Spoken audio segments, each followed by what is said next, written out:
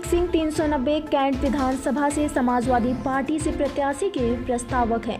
विवेक सिंह ने बताया कि वर्तमान में समाजवादी लोहिया सभा का राष्ट्रीय सचिव है।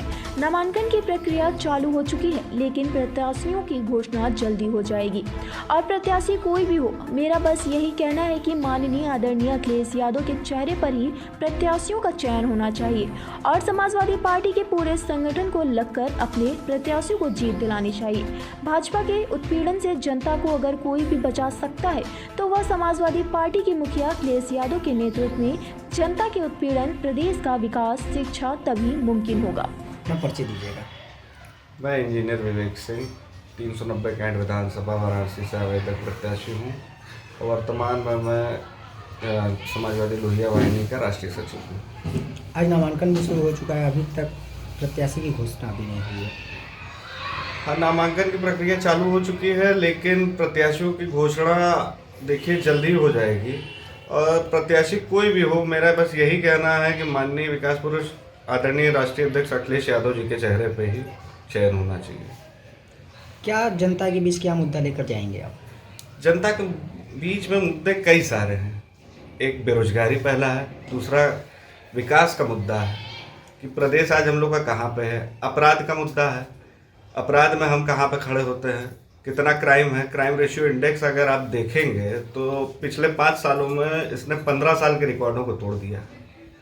अब महिला सशक्तिकरण पे भी है पूरी जोर। महिला सशक्तिकरण में अगर आप देखेंगे तो अपराध में भारत के अंदर उत्तर प्रदेश सबसे पहला प्रदेश है, टॉप पे है महिला अपराधों को लेकर।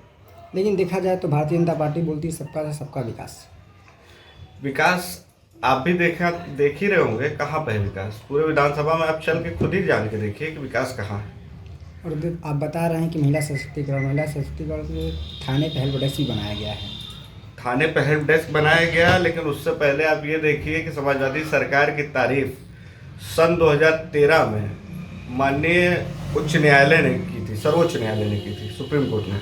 जब निर्भया कांड हुआ था उस समय सुप्रीम कोर्ट ने बोला कि बाकी प्रदेशों को भी उत्तर प्रदेश की तरह एक वुमेन पावर हेल्पलाइन हर प्रदेश में लागू करनी चाहिए। आज महिला हेल्प डेस्क बना हुआ है, जाके देख लीजिए वहाँ पे कितने महिला अपराधों के निस्तारण हो रहे हैं या क्या हो रहे हैं। उससे अच्छी सुचारू व्यवस्था थी 1090। क्या परसेंटेज लग रहा है, क्या आपका कितना सीट उत्तर प्रदेश में आ रहा है? उत्तर प्रदेश में सीट देखिए पूर्ण बहुमत की समाजवादी गठबंधन की सरकार बन रही है। अब ये तो 10 तारीख को आपको पता ही चल जाएगा कितनी सीटें आ रही हैं। आपके सामने पूर्ण बहुमत की सरकार भी है। पूर्ण बहुमत की सरकार तो है ही, लेकिन ये सरकार हर मुद्दों पर विफल रही है।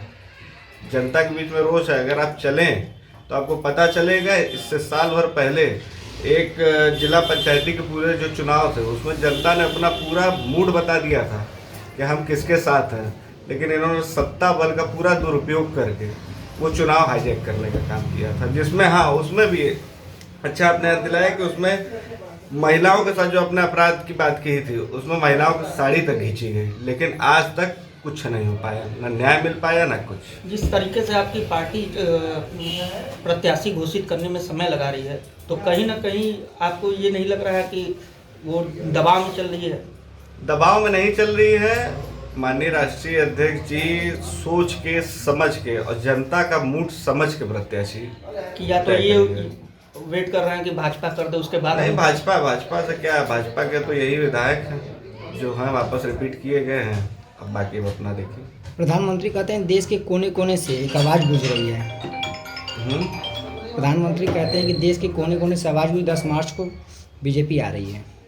बीजेपी आ रही है, प्रधानमंत्री जी के कहने से बीजेपी नहीं आती। जनता का मूड अगर आप जानना है तो आप क्षेत्र में चलिए, जनता से पूछिए कि कौन आ रहा है कौन नहीं आ रहा। आप तो कह रहे हैं कि समाजवादी आ रही है। तो बनारस से कौन आ रहा है, बीजेपी या सपा? बनारस से मुकाबला टक्कर का है, लेकिन समाजवादी पार्टी की तरफ लोगों का रुझान बढ़ा है। 20% आरक्षण का घोषणा भी इस पत्र में है। और युवाओं के लिए जो हमारे राष्ट्रीय अध्यक्ष आदरणीय श्री चिराग पासवान निरंतर कहते आए हैं कि युवाओं के लिए यूथ कमीशन होना चाहिए, तो प्रदेश स्तर में भी एक यूथ कमीशन का निर्माण होगा। और बेरोजगार भत्ता 2000 रुपया प्रति महीना भी होगा। और किसानों के लिए जो उपकरणों पर टैक्स हैं वो 50% किए जाएंगे। महंगाई पे अगर हम लोग सत्ता में आते हैं तो तुरंत तत्काल रूप से उसको घटाने की प्रयास की जाएगी। ये सब बिंदुएं प्रमुख बिंदुएं हैं। बाकी मैनिफेस्टो में 15